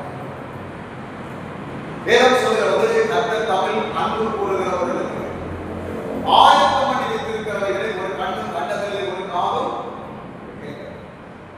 நீங்கள் ஆண்டவராக இயேசுவை விசுவாசத்தை ஏற்றுக்கொண்டதிலிருந்து இந்த நாள் வரைக்கும் எத்தனையோ நன்மைகளை நீங்கள் பெற்றிருக்கலாம், ஆசீர்வாதங்களை பெற்றிருக்கலாம், அர்த்தங்களை பெற்றிருக்கலாம், எத்தனையோ காரியங்கள் ஒரு வாழ்க்கையை கற்று செய்திருக்கலாம். நீங்க யோசித்து பார்க்கலாம். ஆனால் நான் ஒன்றே புரிந்து கொள்ளணும், இதுவரையிலும் ஆண்டவர் எனக்கு செய்ததுதான் எனக்கு ஆசீர்வாதம் நினைக்கிறோம். இன்னும் நாம் அறிவாத எத்தனையோ காரியங்களை கற்றுக்கிறோம், எவ்வளவோ காரியங்களை கற்றுக்கிறோம். ரெண்டு காரியத்துக்காக, ரெண்டு விதமான ஆசீர்வாதத்துக்காக நம்ம ஆட்சி பண்ண நம்மளை ஆயத்தம். பைபிள பாருங்க, ரெட்டிப்பான ஆசீர்வாதம் ஆசீர்வாதம் இல்லையா?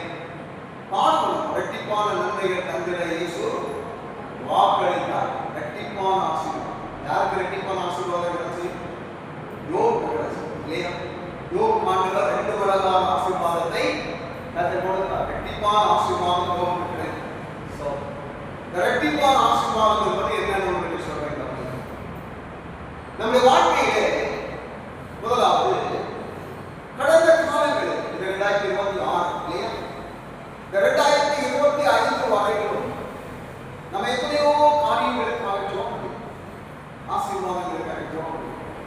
அதுக்காக உபவாசித்திருப்போம், கண்ணீர் விட்டுருப்போம், இரவு பகல காத்து இருக்கிறோம். ஆண்டவர் நிச்சயமாக செய்வார் நம்பி இருக்கிறோம். சில வசனங்களை கற்றுக் கொடுத்திருக்கலாம், சில வாக்குத்தத்தங்களை கொடுத்திருக்கலாம், அது சம்பந்தமான சில தரிசனங்களை ஆண்டவர் கொடுத்திருக்கலாம். இப்படியெல்லாம் நமக்கு காரியங்கள் நன்றாக எழுப்போம். இன்னுமே நமக்கு ஆசீர்வாதங்களை பெற்றுக்கொள்ளாமல் நம்ம இருக்கோம்.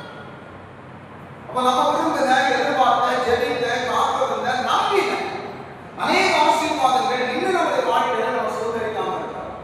அதுக்காக முதல்ல நம்ம ஆயத்தம். ஆண்டவருடைய வருகை தாமதித்தால் இந்த வருஷத்துல நான் இத்தனை வருடமும் காத்திருந்த, ஜெபித்த, எதிர்பார்த்த, உபவாசித்த, கண்ணீர் வடித்த, விரும்புகிறேன்.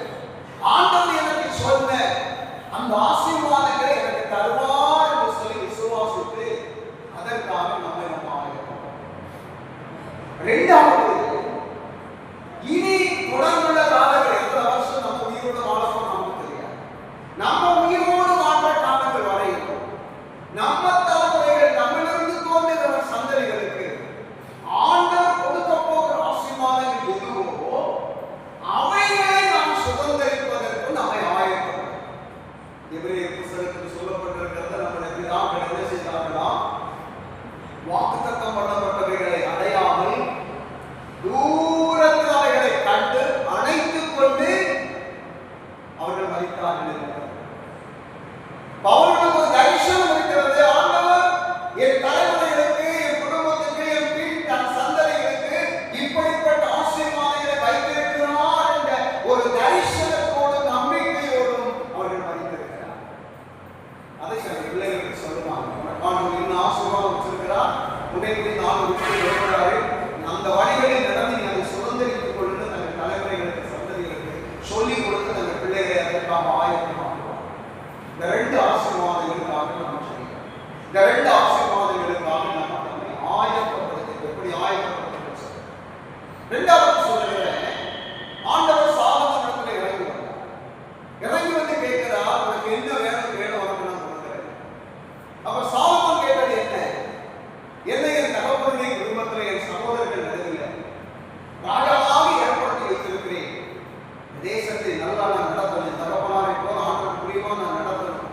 அதற்குரிய ஞானத்தை எனக்கு காரணம். ஆண்டவர் அவருக்கு என்ன பண்ண சொன்னார்? நீ கேட்ட அந்த ஞானத்தையும் உனக்கு கொடுக்கிறேன், நீ கேட்காத ஐஸ்வர்யத்தையும் உனக்கு. அப்போ இரட்டிப்பான ஆசீர்வாதங்கள் சொல்வது என்ன தெரியுமா? நம்ம கேட்பது, நம்ம விரும்புவது, நம்ம எதிர்பார்ப்பது ஒன்று. நம்ம கொஞ்சம் கூட யோசிக்காத அளவுக்கு நம்ம மேல் அன்பு கூர்ந்து நமக்கு அதிகமாய் கொடுக்க வேண்டும் என்று தேவன் நினைத்து திட்டமிட்டு வைத்திருக்கிறது ஒன்று. இதுதான் இரட்டிப்பான ஆசீர்வாதம். நாம சொல்ல பார்ப்போம். கொஞ்சம் முன் காலங்களில் சில பிள்ளைகளை பெற்று வளர்த்து பிள்ளைகளை திருமணம் பண்ணி கொடுப்பாங்க. இந்த திருமணம் பண்ணி கொடுக்கும் போது அந்த வீட்டில் வந்து முதியவர்கள் இருப்பாங்க. வந்து அந்த தாயுடைய தாய் தகப்பன், இல்லைன்னா அந்த தகப்பனுடைய தாய் தகப்பன், யாரோ முதியவர்கள் இருப்பாங்க. அதில் அந்த தாய்மாரை காமிச்சாங்க, முதிர்ந்தவங்க இருப்பாங்க. இதெல்லாம் கொஞ்சம் முன்னால் நடந்த சம்பவம். இப்போ எல்லாம் அப்படியே மாறிடுச்சு. ஒரு பையன் திருமணம் பண்ண போவதா இருந்தாலும் முதல்ல என்ன செய்வான்? அந்த முதியவர்கள் காலில் இருந்து கும்பிட்டு ஆசீர்வாதம் வாங்குவான். இந்த தாய் தகப்பனுடைய காலில் இருந்து கும்பிட்டு ஆசீர்வாதம் வாங்குவான். அன்னைக்கெல்லாம் வேட்டையும் சட்டையை கட்டிட்டு தான் கல்யாணம் பண்ணி போவாங்க. இப்போ போட்டு சுட்டு போட்டுறதுனால கார் விட மாட்டாங்க, பிடிச்ச காரை வச்சு இழுத்து போட மாட்டாங்க. பிள்ளைகளுக்கு புரியாது. இன்னுக்கு கிடைக்கிறது வாங்கி பார்த்துருவாங்க. கட்டாமல் வாங்கிடுச்சு. சரி, நல்ல கவனிங்க. இந்த முதிர்ந்தவங்க இருக்கிறாங்க பாருங்க, வேலைக்கு போக முடியாது, அவங்களுக்கு ஒரு வருமானம் கிடையாது. இப்போ நிறைய கவர்மெண்ட் வேலை, அந்த வேலை, இந்த வேலை, பென்ஷன் அப்படிலாம் இருக்கு. இந்த காலையில் விவசாயிகளை பண்ணி இந்த வேலைகளை செய்து பெருசங்களை கட்டு வளர்த்தி அப்படியே காலங்களை ஓட்டுறாங்க. அவங்க அந்த முதிர்ந்த பாட்டினாங்க என்ன செய்திருப்பாங்க தெரியுமா?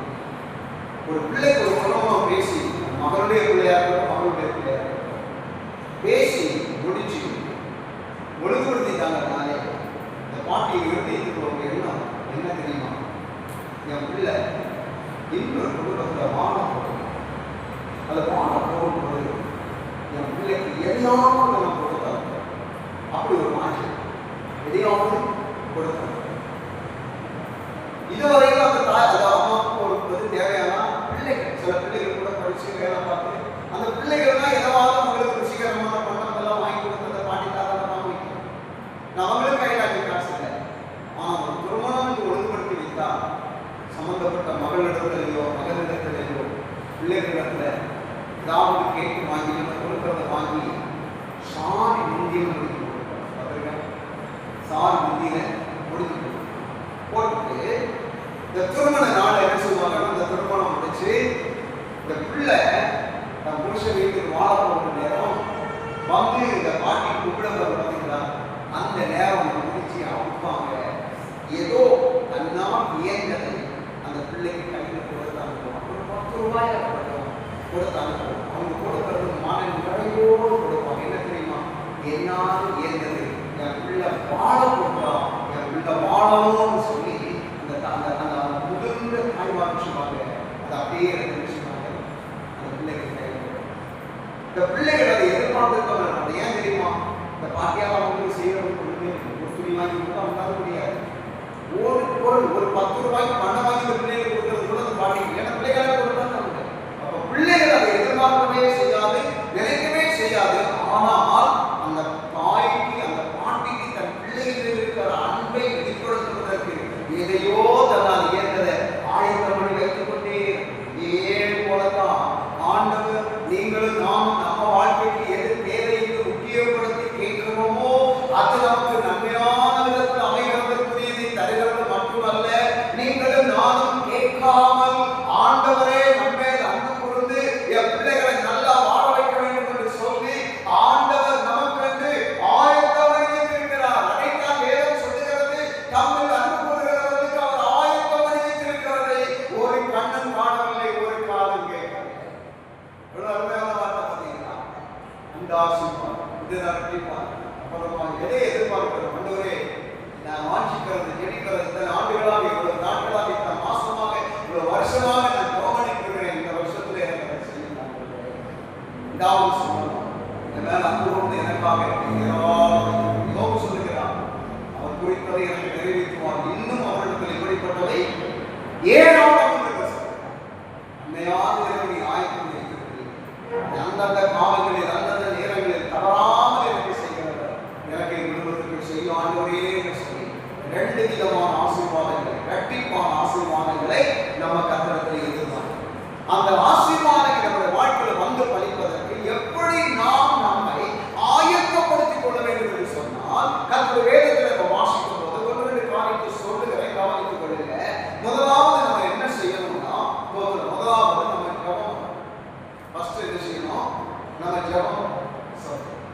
எப்படி ஜெபம் பண்ணணும்? ஒரு சுத்திகரிக்கப்படுவதற்காக ஆண்டவரே நான் விரும்புகிறதே நான் பெற்றுக்கொள்வதற்கு தடையாக நம்ம தடையாக கட்டளை காலம் கற்பிப்போம்.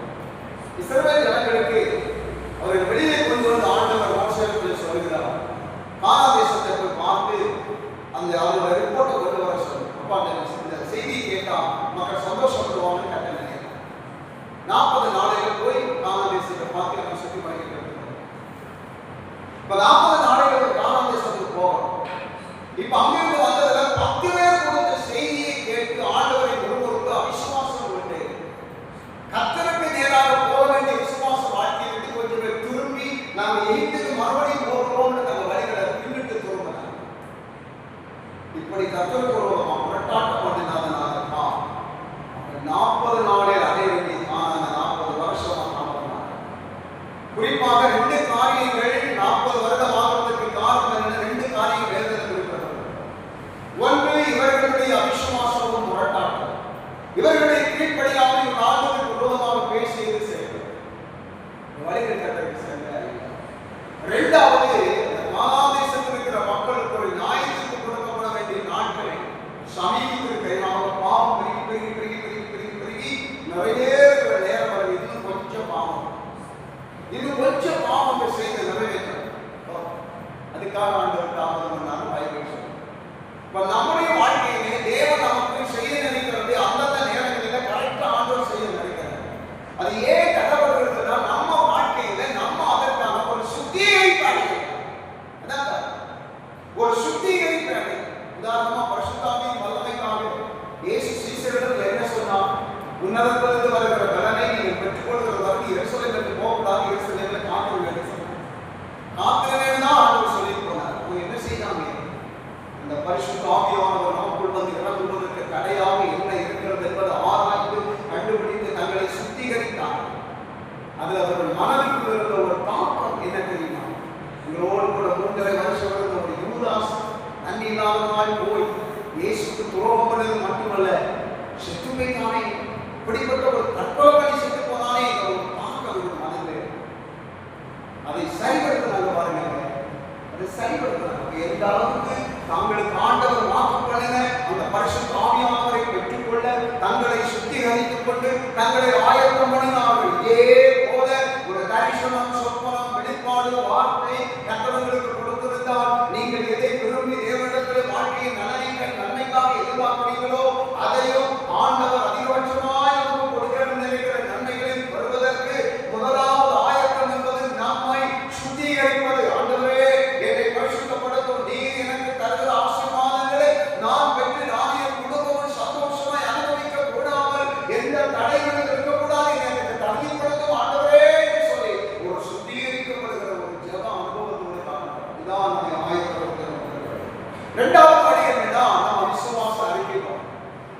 சில வேளை சந்தேகம், அவிசுவாசம் வரும். அது நடுவில் இல்லை, ஆண்டவர் சொல்லிவிட்டா, நான் வழிகளை சொல்லப்படுத்தி இருக்கிறேன், நான் கர்த்தருக்கு ஒப்பு கொடுக்கிறேன், என்கிட்ட எந்த குறைகுற்றம் இருந்தாலும் கர்த்தர் என்னை நன்கு கொடுத்து என்னை மன்னித்து சுத்தம் பண்ணி பரிசுத்தப்படுத்தி அதை கேட்கிறதற்கு ஒரு தகுதியான பாத்திரமாய் என்னை மாற்றி இந்த ஆண்டை ஆண்டவர் இந்த ஆசீர்வாதம் எனக்கு தருமா என்ற ஒரு விசுவாச அறிக்கையை நம்ம செய்யணும்.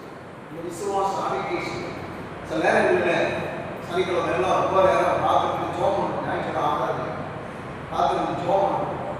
செல்லாம் ஒதுக்கிடுவோம், சொல்லுங்க. அப்புறம் ஸ்கூலுக்கு இழைப்பாரிட்டு மறுபடி பேச்சு கூட பிள்ளைகிட்ட கூட கொடுக்க மாட்டோம். இந்த அளவில் அந்த செய்தி ஆராதனைகளை நிலைமையில ஆயத்தமாகிட்டே இருக்கும். அப்படியே ஆயத்தமாக இருந்து அடுத்த சாயந்தரம் ஜபம் சனிக்கிழமை எல்லாம் முடிச்சு எடுத்துட்டு போகிறோம், சாப்பிட்டு மறுபடியும் உட்காந்து ஜோபனிட்டே இருக்கும். அப்படியே ஜோபன் எழுப்பிச்சு. அதனால காலையில் எழுப்பி காலையில் ஜபம், அதிகாலை ஜபம், சனிக்கிழமை ஞாயிற்றுக்கிழமை காலையில் வந்து ஞாயிற்றுக்கிழமை ஆராதனை மட்டும் தான், பொதுவாக கிடையாது. அப்படியே ஜோபன் எல்லாம் ஜோபனை முடிச்சு நடந்து அப்படியே போகும்போது இடத்துல நம்ம குளிச்சு எடுத்து ரெடி ஆகும்போது சிந்தனையில் எல்லாம் ஓடணும்னா செய்தி, பாட்டு, ஆராதனை அப்படியே ஓடிட்டு இருக்கோம். வேற ஒன்றும் கிடக்குறோம், அப்படியே ஓடிட்டு இருக்கோம். அப்படியே ஓடிட்டு இருக்கும்போது திடீர்னு மனசு ஒரு எண்ணம், சிந்தனை ஒரு எண்ணம், மக்கள் எப்படி வாழாங்க தெரியல, ஆண்டவன் எப்படி இருக்கோ தெரியல, செய்தி எப்படி இருக்கணுமோ தெரியல, அப்படி ஒரு எண்ணம் மனசு. நல்ல மக்கள் எங்களுக்கு நான் சிந்திக்கிற பிரச்சனை அப்படி ஒரு எண்ணம், ஒரு சிந்தை மனசு. நான் என்ன பண்ண முடியுமா? அடுத்த நிமிஷம் சொல்றேன், சாசை நினைக்கிற போது நடக்காது. இன்னைக்கு மாறு, எல்லா நாடுகள் அதிகமாக இன்னைக்கு மக்கள் தருவாங்க, எல்லா நாட்களோட அதிகமாக இன்னைக்கு ஆராதனை, எல்லா நாட்களோட அந்த வல்லமையா எனக்கு ஆண்டவர் நீங்க பேசுவாங்க. ஆண்டவர் என்ன வல்லமையா பயன்படுத்த பாரு, வெப்பப்பட்ட தலைவிரிந்து போக போறேன். அப்படி நான் விஷயம் அந்த விசுவாசத்தை அந்த விசுவாசமாக ஏற்று பேசுறேன். உண்மையிலேயே அன்னைக்கு ஆராதனை சிந்திக்கிறவங்க இல்லையா? அப்ப பிசாசு ஆராதனையை தோற்கடிக்கிறதுக்கு திட்டமிட்டால் செயல்படும் போது நம்முடைய விசுவாச அறிக்கையானது அவனுடைய திட்டங்களையும் செயல்களையும் உடனே தகர்த்து ஒரு மகிமையான விடுதலை கொண்டிருக்கிறார். ஒவ்வொரு ஆசீர்வாதங்களுக்காக சந்தேகம் மனசு வரும்போது, விசுவாசம் வரும்போது, தோல்வி எண்ணம் வரும்போது, சோர்வு வரும்போது, ஒரு அசதி வரும்போது விசுவாச அறிக்கை பண்ணுங்க, விசுவாச அறிக்கை பண்ணுங்க. விசுவாசம் வரும். இதான் நம்மளை ஆயத்தம். மூன்றாவது தொட்டாவது என் தேவன் எனக்கு செய்வார், நான் அவருடைய பிள்ளை, என் தேவன் நிச்சயமாக எனக்கு செய்வார். இந்த தொட்ட நம்பிக்கையா இருக்கும். இதுக்குள்ள ராஜாக்களை குறிப்பிட்டு சொல்லும்போது எசேக்கியா ராஜா கர்த்தர் மேல் வைத்த நம்பிக்கை போல அதுக்கு முன்னாடியும் பின்னாடியும் ஒரு ராஜாக்கள் என்ன செய்யலையா? நம்பிக்கை வைக்கல. வைக்கப்பட்டாரா? கர்த்தர் அந்த சத்துருக்கள் நடுவில் வைக்கப்படுத்தார். ஒரு மனுஷனால் உதவி செய்ய முடியாத சூழ்நிலை தூதனை அனுப்பி 1,85,000 பேரை ஒரு ஆபத்துக்குள்ள கொண்டு தேசியர்களுக்கும் ஜனங்களுக்கும் விடுதலை நன்மை உள்ளது.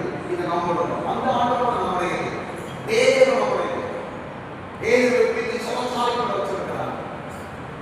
3 ஸ்டெப்ல நான் அப்படி உள்ள 2 பேரும் வெளியே இருக்கு, 4 பேர் 12 போர்ஷன் அப்படி 3 ஸ்டெப் மாறணும். அதெல்லாம் தாண்டி உள்ள ஆரம்பிச்சோம். நாளைக்கு தலையை வைத்து உலகம்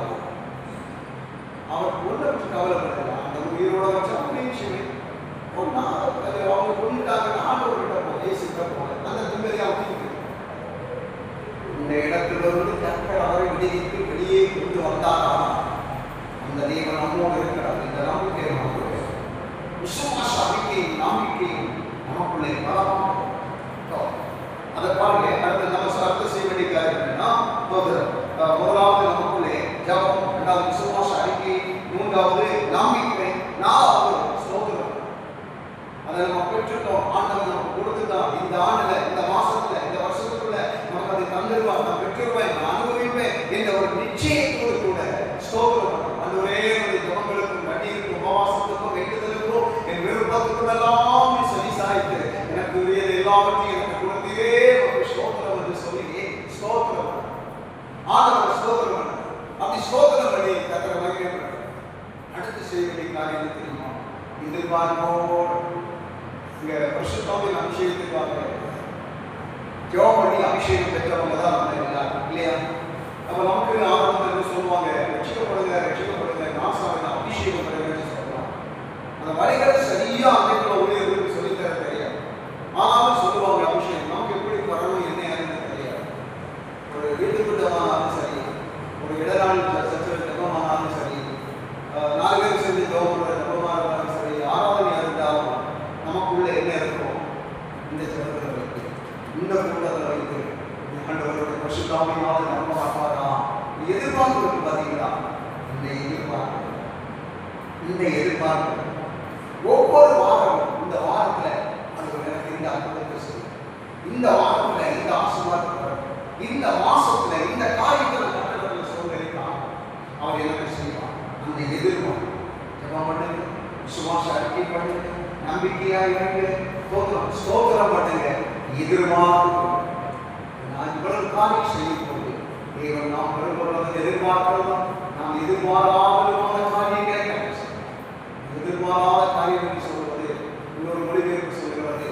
அதாவது பிரமிக்கத்தக்க காரியம், புதிய காரியம். நமக்கு ஜோபடி இருக்க மாட்டோம், யோசித்திருக்க மாட்டோம், விரும்பி இருக்க மாட்டோம். போகிறோம் அதை ஆண்டவர் செய்யும் போது நாம் ஆச்சரியம் பிரமிக்கத்தக்கதாக. அது இன்னொரு மொழிபெயர்ப்பு சொல்கிறது ஆச்சரியமுக்கும் காரியம். அதே நமக்கு செய்ய போகிற ஆச்சரியமான காரியம். அதனால நமக்குள்ள மகிழ்ச்சியும் சந்தோஷம் நானுமே கத்தரை விதமாக நம்மை ஆசீர்வதிக்க அவர் சித்தம் பண்ணுறார். முதலாவது போதன பதார்த்தங்களை ஆயத்தம், நல்ல வார்த்தைகள், நல்ல வசனங்களை கற்றுக்கொண்டு குறிப்படுத்தி நம்ம எந்த அளவுக்கு நமக்குள்ளே சேகரிக்க முடியும் அந்த அளவுக்கு சேகரிக்கணும். அவர் சொல்லுகிறார், இந்த மண்பாண்டங்களிலே வேறுபட்ட பொக்கிஷங்களை நாங்கள் பெற்றிருக்கிறோம். ஆண்டவருடைய வசனத்தை போல ஐஸ்வர்யம் கோடிக்கணக்கு மதிப்புள்ளது வேற எதுவும் கிடையாது. இந்த வார்த்தைகளை நமக்குள்ளே சேகரித்துக் கொள்வோம், ஆயத்தம் கொள்வோம். நமக்கு முன் வரப்போகிற காலம் வசனம் கேட்க முடியாத, வேதமே கையில் எடுக்க முடியாத ஒரு காலம் வரப்போகிறது.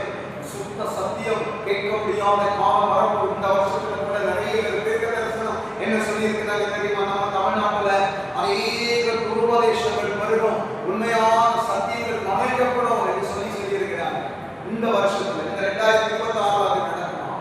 அப்படியானால் ஆண்டோடைய சத்தியம் நமக்குள்ள எவ்வளவு தேவை சேர்த்துக் கொள்வோம். கிடைக்கிறதெல்லாம் உட்கொள்ளுவோம், கிடைக்கிறதெல்லாம் உட்கொள்ளுவோம். ஒன்னை குழம்பை தள்ளாம நல்ல தட்டிக்கிறாங்க எல்லாத்தையும் உட்கொண்டு இந்த இருதயத்தை, ஆத்மாவை, மனதை, சிந்தனையை, பயத்தை வார்த்தைகளினாலே நடக்குவோம்.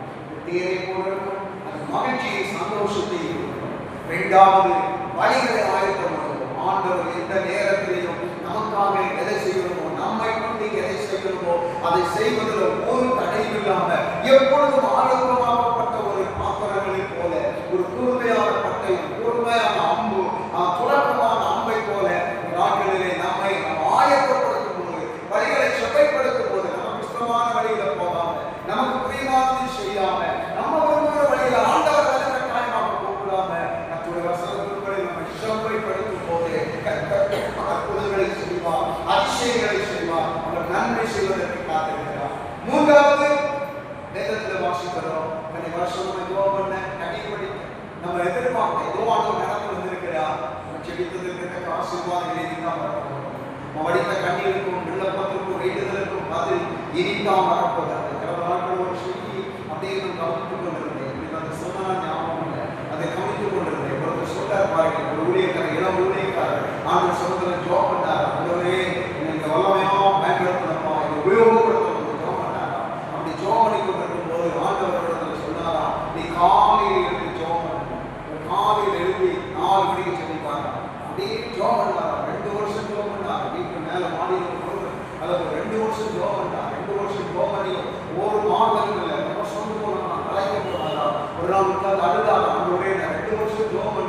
நீங்க இன்னும் பயன்படுத்தலையே சொல்லி அழுது ஜோபடிட்டே இருந்தாரா?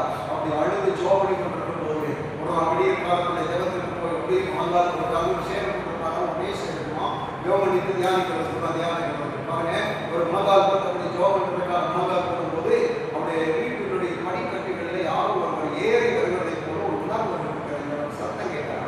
அம்மா கேட்டாரா? இந்த உயிர் காலத்துல 4 மணிக்கு இந்த உயிர் காலத்துல ஒருத்தர் ஏறி வருகிற அந்த சத்தம் கேட்கிறதே என்று சொல்லி அப்படியே வீட்டு கவனித்தாரா? அப்படியே கவனித்து கொண்டிருக்கும் போது அந்த ஒரு நபர் ஏறி வந்து அவர் இருந்த அந்த ஆணையின் கனவை டக்கு திறந்தாரா? இது ஆடா கதவை திறக்கணும்னு பார்த்தா ஒரு நபர் உள்ள வர்றாரு. யாருக்கு புரிய முடியல. அந்த நபர் நேரம் வந்து சேர்ந்து உட்கார்ந்தார். சேர்ந்து உட்கார்ந்து அப்படியே உட்கார்ந்து இருக்கிறார். அப்படியே கொஞ்சம் பயந்து கண்ணிக்கு போய் அப்படியே கவனித்து பார்த்தா இது இயேசு கிறிஸ்து. அப்போ அவர் பேசினார், மகனே 4 மணிக்கு நீ ஜோம் 3:45 மணிக்கு இதெல்லாம் போல் நான் இந்த சேரம் உட்கார்ந்து என்ன பண்ணுச்சு 3:45 நான் சேரம் உட்கார்ந்து ஒவ்வொரு நாளும் ஜெபிக்கிற ஜெபம் நீங்கள் பயன்படுத்தணும்னு நீ வடிக்கிற கண்ணீரை 2 கையாக நம்ம வாயை ஏந்தி அதை கொண்டு போய் ஒரு துருத்தியை சேர்த்து கொண்டிருக்கிறேன். இது கொஞ்சம் இடம் இருக்கிறது. அந்த துருத்தி நிரம்புவதற்கு அந்த துருத்து நிரம்பும் போது நீ பயன்படுகிறவராக இத்தனை வருஷம் கரையில் ஜோமணி நீலாம் ஒரு துருத்தியில் இருக்கிற ஒன்று வீணா போற எதுக்கு ஜோமணிங்களோ, எதுக்கு கண்ணீர் ஊற்றிங்களோ, எதுக்கு உபவாசிங்களோ, எதுக்கு அழுத்தீங்களோ ஒன்று வீணா போற கையா அதை ஏந்தி திருப்தி வச்சிருக்கிறோம். திருப்தி நிரம்பி வழிய போகிற ஒரு நேரத்தில் நாம வந்திருக்கிறோம். அந்த நம்பிக்கையோடு ஆசீர்வாதங்களை எதிர்பார்த்து விசுவாசத்தோடு அந்த சமூகத்தில் ஆயத்தப்பட்டு